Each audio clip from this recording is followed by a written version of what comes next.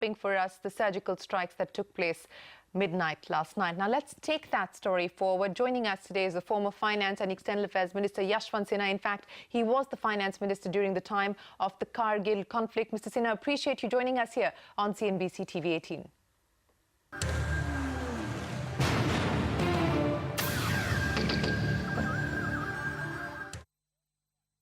So appreciate you joining us here on CNBC TV 18. I want to first talk to you about the manner in which this midnight strike has been conducted.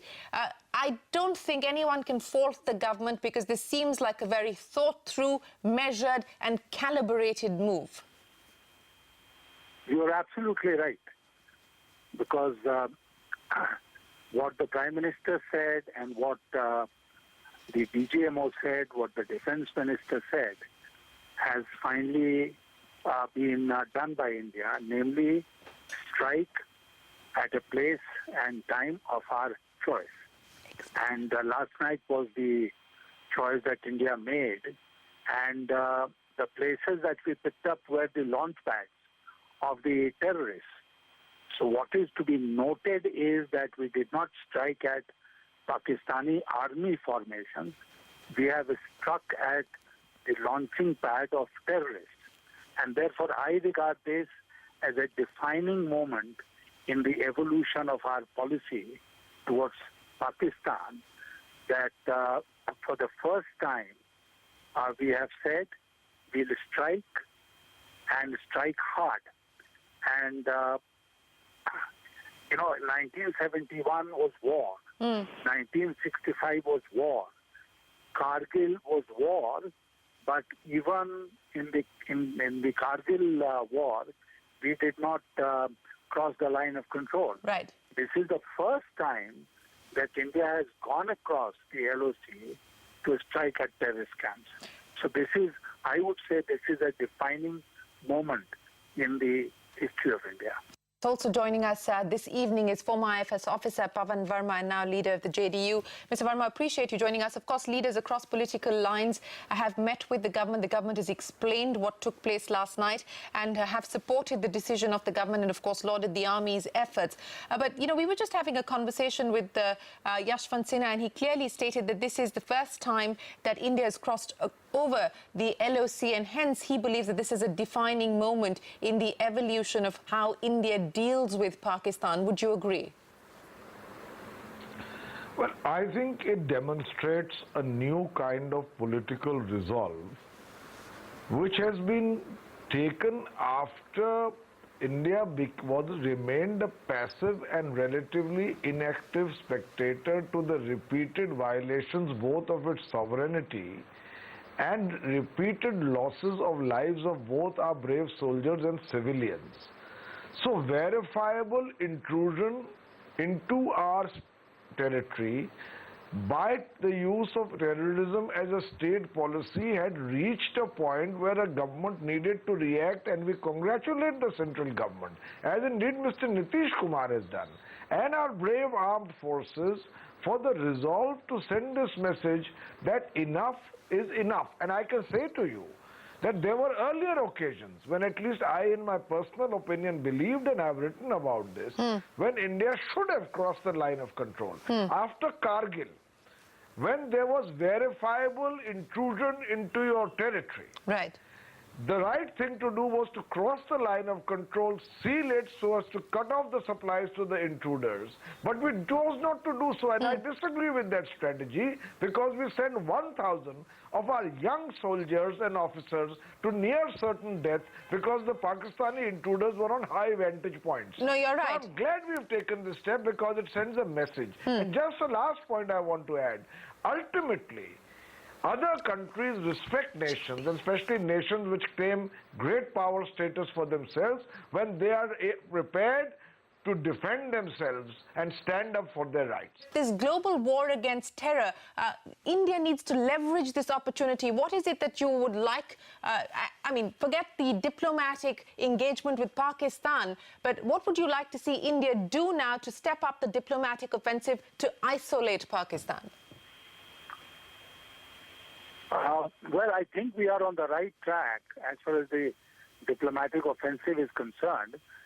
But I'd like to tell you, we were, the phone line got disconnected. I was a little surprised at the behavior of the stock market and the currency market today.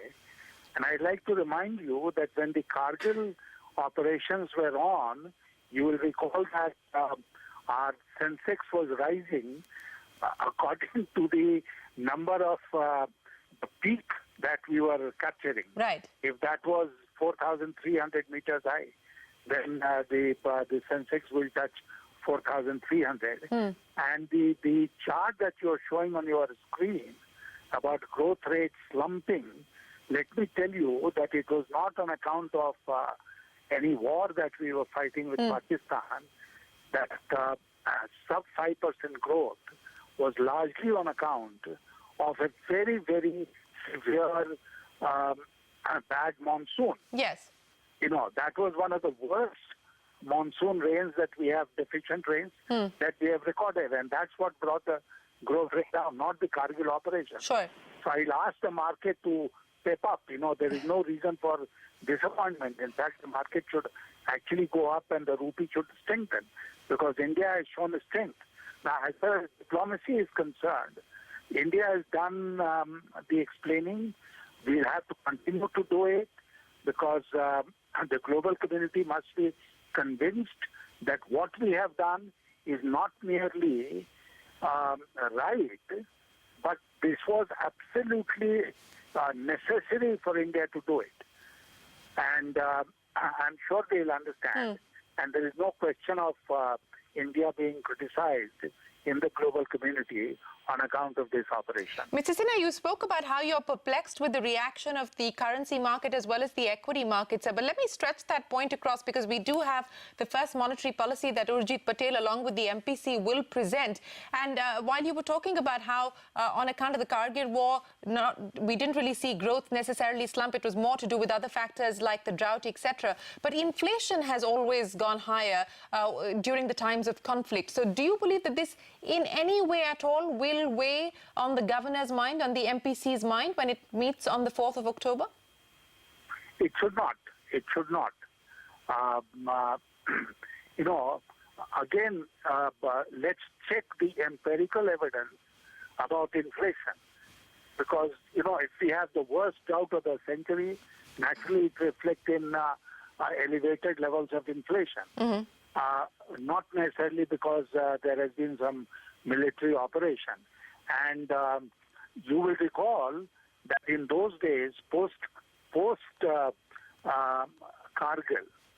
I remember we had, in the interim before we were returned to power, we had raised substantially the prices of petroleum products because the global crude prices had gone up. And that was a very important reason for the elevated levels of inflation that we experienced in the next few months. So if my memory serves me right, neither for lower growth rate nor for inflation can we blame military operation against Pakistan. Right. Sir, before I let you go, I know we have you on a patchy line, but before I let you go, you talked about this being a defining moment in India's evolution on how it engages or deals with Pakistan. We are now given to understand that the army and, of course, the government is prepared for any retaliatory action. But in your experience, do you believe that Pakistan will also like to wait and then approach this in a much more measured fashion, given the fact that the global community has its eyes and its radars on it at this point?